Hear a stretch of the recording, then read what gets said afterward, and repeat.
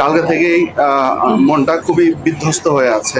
রামিসার ঘটনা থেকে শুরু করে চট্টগ্রামের এই ঘটনা, এরপরে সারা রাতের যে আচরণ আমরা মানুষের মধ্যে দেখেছি, এখানে অনেকগুলো ভাঙচুর হয়েছে, অনেকে আহত হয়েছে। এটি আসলে খুবই সবকিছু মিলে খুবই দুঃখজনক ঘটনা। আমরা আসলে প্রত্যেকটা বয়সের একটা সৌন্দর্য আছে। আজকে এখানে যে মেয়েটি এসেছে, আপনারা যারা বাবা তাদেরও একটি করে কন্যা আছে, আমারও একটি কন্যা আছে। মেয়েটিকে আমি দেখলাম, আসলে একদম ফুলের মতো একটা মেয়ে, মাত্র 4 বছর বয়স। আমরা আসলে অপরাধীদেরকে ধরার জন্য বা অপরাধীদেরকে শাস্তি দেওয়ার জন্য আমাদের স্পেশাল আমাদের ফোর্সগুলো হয়তো কাজ করে থাকে, কিন্তু মানুষের মধ্যে মানুষের যারা জানোয়ার হিসাবে এই সমাজে বসবাস করে তাদেরকে আসলে মাত্র পেশাদার বাহিনী দিয়ে ঠিক করা যাবে না। তাদেরকে ঠিক করতে হলে আপনার সামাজিকভাবে সবাইকে সচেতন হয়ে পরিবর্তন ঘটাতে হবে।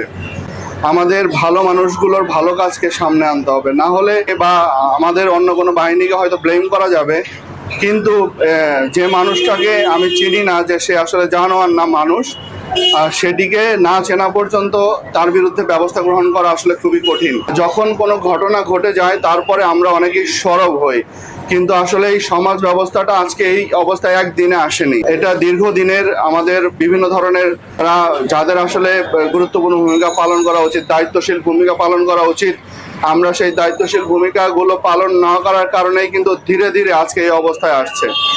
আমরা প্রত্যাশা করব সমাজের শুধুমাত্র একটি ব্যক্তি বা একটি বাহিনী বা একটি প্রতিষ্ঠানের পক্ষে এই সামাজিক পরিবর্তন ঘটানো কোনোভাবেই সম্ভব নয়। যদি আমরা প্রত্যেকেই আমাদের স্ব অবস্থান থেকে, আমাদের দায়িত্বের জায়গা থেকে আমরা যদি আমাদের কর্তব্যগুলো পালন না করি, আমাদের দায়িত্বগুলো পালন না করি। আসার কথা হচ্ছে যে আমি মেয়েটিকে দেখে আসলাম, তার সাথে আমি কথাও বলেছি, সে আমার সাথে কথা বলেছে, সে তার শারীরিক অবস্থা, ডাক্তারের সাথে আমি কথা বলেছি, তার শারীরিক অবস্থা কেমন সেটি খোঁজ খবর নিয়েছি, তার মার সাথে কথা বলেছি।